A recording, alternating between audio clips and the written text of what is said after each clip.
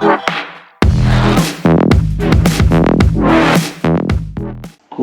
welcome back to the channel, Tamiya fans. First time viewers, thank you very much for tuning in, and returning viewers, thank you very much for coming back. Really appreciate it.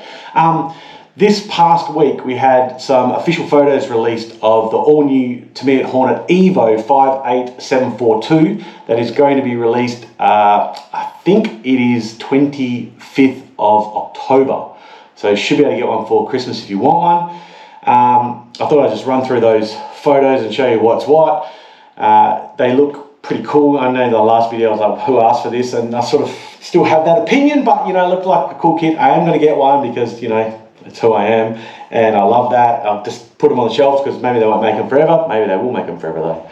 But yeah, I do want to get one and just have a look through the box and see what it's all about. Obviously having an original Hornet, having a Hornet EVO might be something to compare. I've actually got these two off the shelf today. So Top Force and Top Force EVO, an actual EVO.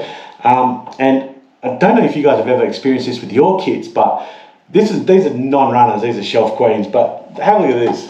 Like, these tyres are just disintegrated.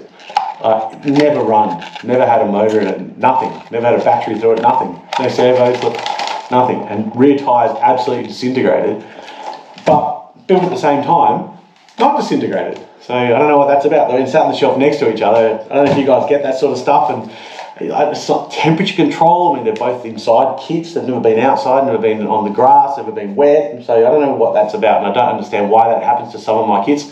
Happened to one of my TRF kits as well. Just, yeah, makes no sense. And it's a frustrating part when you don't run something and try and keep it lovely, but that happens. But anyway, I get a couple of new tyres, it's no big deal. But basically, on the Tamiya website, we had 8 photos released, some close-up photos of the Hornet EVO, and I wanted to just put them up on the screen and show you guys sort of what you're going to get when you get the kit, and what maybe the differences are between the standard Hornet and the Hornet EVO. So here's the photos and here's what you're going to get. So the first photos is 4 independent suspension. I'm just going to actually read exactly what it wrote on the captions under, so it's probably translated from Japanese to English, so it might sound a bit funny the way I say it, but first photo here, 4-wheel independent suspension means a great off-road drive. So obviously, yeah, 4-wheel independent. The old Hornet had a solid rear axle, these have dual independent rear suspension now. Double wishbone front suspension has CVA oil dampers, which is good, and turnbuckle upper arms will let you fine-tune camber, so you can actually adjust the front wheels in a little bit, and without having the if you've ever had a Hornet running, it should sort of slow that down a little bit.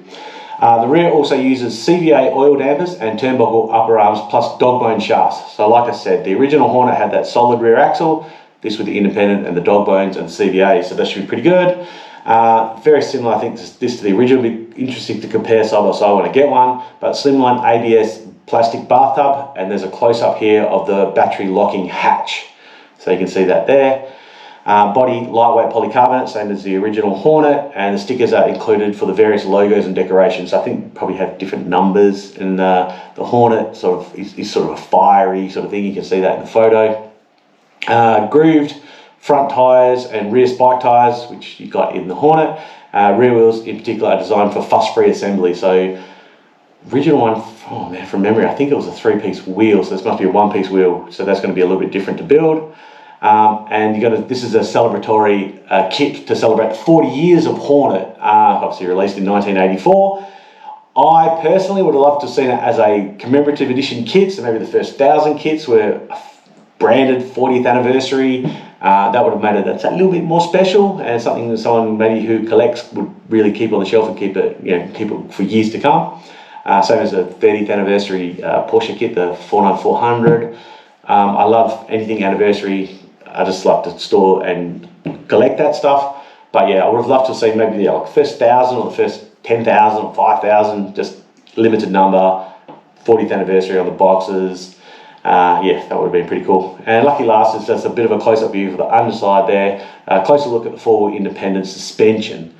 So you can see it is a variance from the Hornet. You can see where the differences are. So basically all in the suspension, obviously, and the shocks that you get.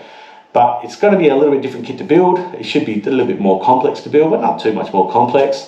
The original Hornet was obviously an entry-level car, got you sort of interested in the hobby back in the day. I mean, we've all had one if you've been collecting or using for as long as any of us have. So yeah, this will be an interesting kit to buy and build. But we haven't had any release news this month. So we should, in the next week or so, we should get some news about November releases. And then hopefully some December releases, maybe a month after that. But as always, I will get the information when I can, and I'll make videos for you guys to watch, and I can show you what's coming and what we're going to get and what I'm buying at the moment. So last video I bought that M chassis, and I'm waiting for some bits to come from Hong Kong for that, so I can start putting that together.